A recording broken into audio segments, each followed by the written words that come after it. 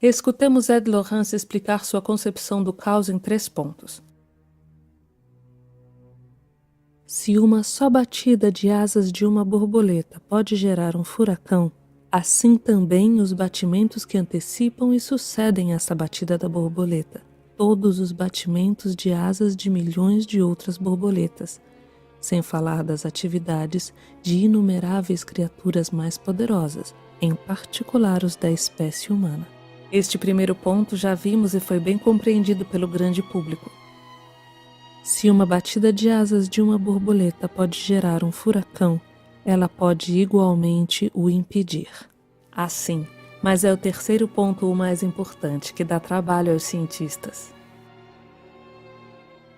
De modo geral, eu sugiro que ao longo dos anos, as pequenas modificações nem aumentam nem diminuem as frequências dos eventos climáticos como os furacões.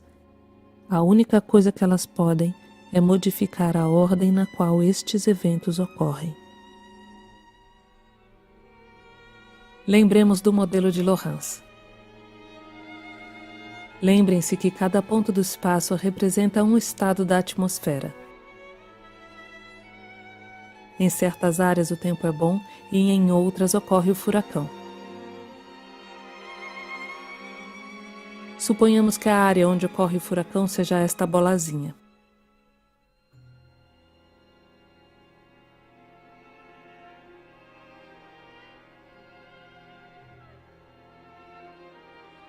Tomemos uma condição climática inicial e observemos a trajetória. De tempos em tempos, um furacão ocorre quando a trajetória penetra na bola. Meçamos a proporção do tempo entre 0 e t durante o qual o furacão ocorre.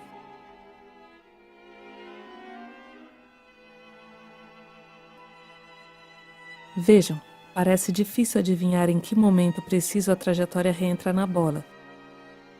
Mas nota-se que o tempo médio passando pelas esferas converge para um limite quando t tende ao infinito. Aqui você vê que o furacão aparece a cada 5,1% do tempo.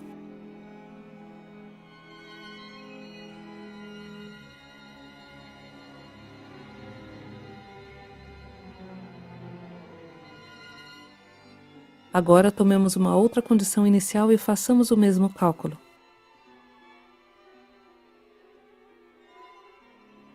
Bem, lá ainda se vê que o tempo de passagem tende em média para um limite, mas, ó, que surpresa!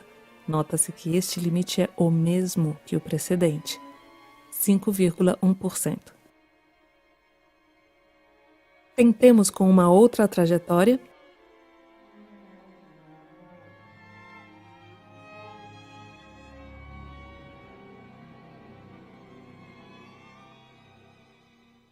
E funciona. Aparece o mesmo limite. Portanto, as trajetórias são muito diferentes. Elas são sensíveis às condições iniciais, às asas das borboletas. Coloquemos uma outra bola, pode ser rosa, e uma terceira, verde. Pode ser períodos de calor ou de geada. Quando uma trajetória se desenvolve, ela atravessa as bolas numa certa ordem. Para ver o que se passa, consideremos 3 trajetórias partindo de 3 condições iniciais.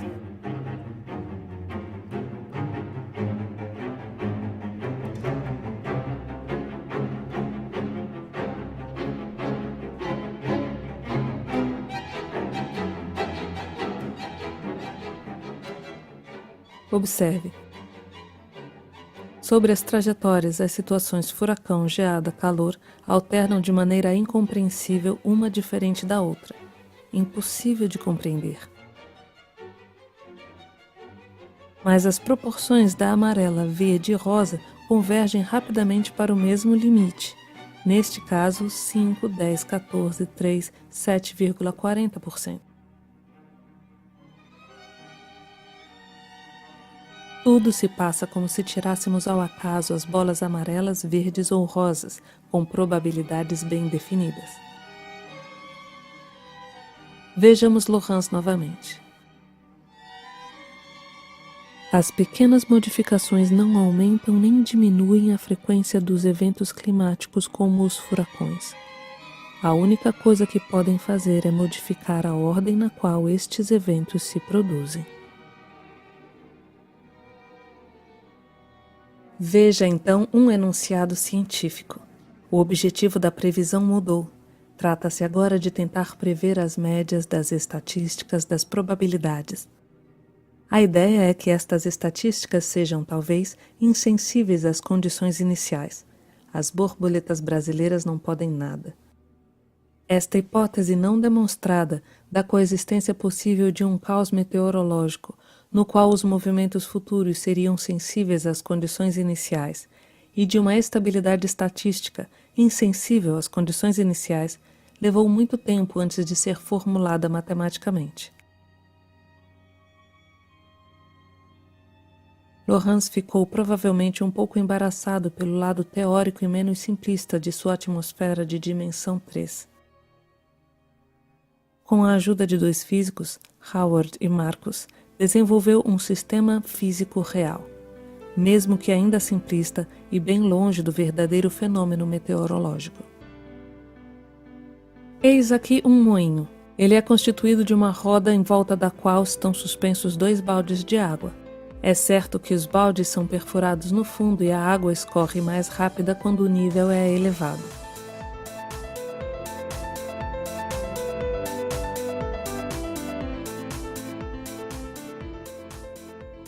No alto se abre uma torneira e se observa o movimento.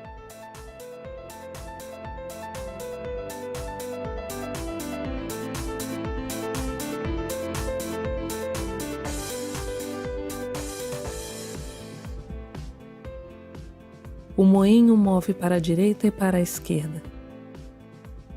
E parecemos totalmente incapazes de prever em que sentido vai se mover nos próximos segundos. O movimento parece totalmente errático, imprevisível, caótico.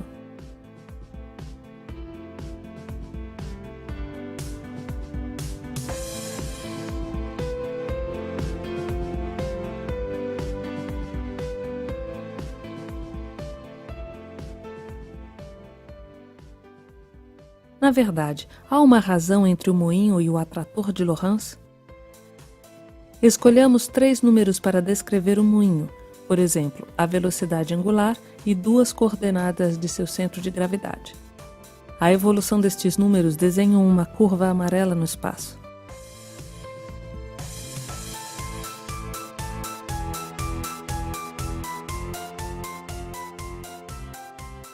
Incrível, não? Nosso moinho evolui como uma borboleta.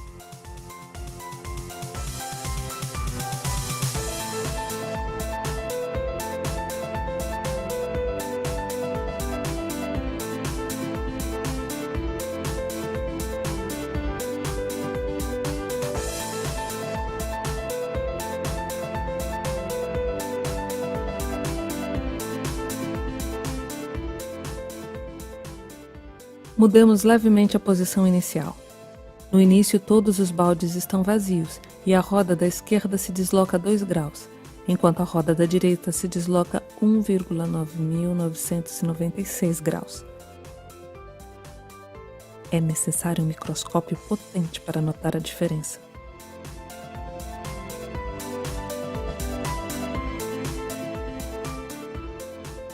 Sim. Pode-se notar bem a dependência sensível às condições iniciais. Depois de um certo tempo, os 2 moinhos têm comportamento completamente diferentes.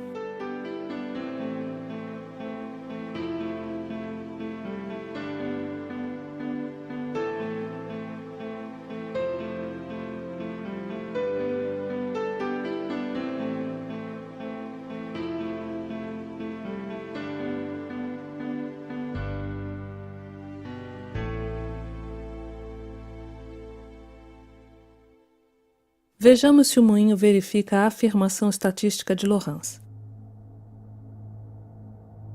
Nossos 2 moinhos partem quase da mesma posição. Observemos sua velocidade, por exemplo, 25 vezes por segundo, durante 5.000 segundos, portanto 125.000 observações. A cada observação, notemos a velocidade de rotação da roda. Uma ideia muito simples é fazer o que fazem os estatísticos, um gráfico de barras para ilustrar a distribuição. Dividimos em 35 intervalos de mesmo comprimento que descreve a velocidade e contamos o número de vezes que a medição da velocidade ocorre em cada um destes intervalos. Veja aqui o resultado. Certos intervalos parecem ser mais visitados do que outros. Nossos dois moinhos se comportam de maneira bem diferente. Há uma dependência sensível às condições iniciais, mas a observação é que as duas sequências dadas, embora diferentes, são estatisticamente idênticas.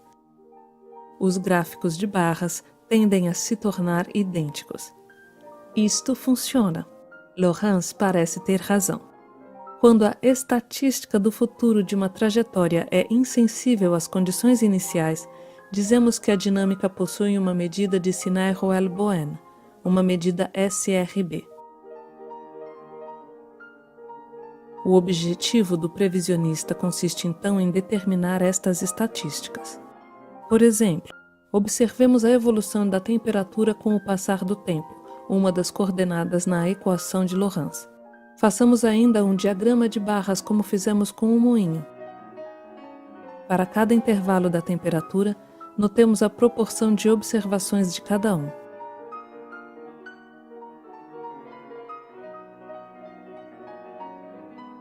Se considerarmos 4 trajetórias bem diferentes entre si, os diagramas tendem a se tornar idênticos depois de um longo período. O atrator de Lorenz tem uma medida SRB. Tudo se passa como se a temperatura evoluísse ao acaso, mas com probabilidades bem precisas. Mas resta muito para ser feito no plano matemático e físico. Estas probabilidades, estas distribuições, devem ser encontradas se quisermos qualquer coisa útil.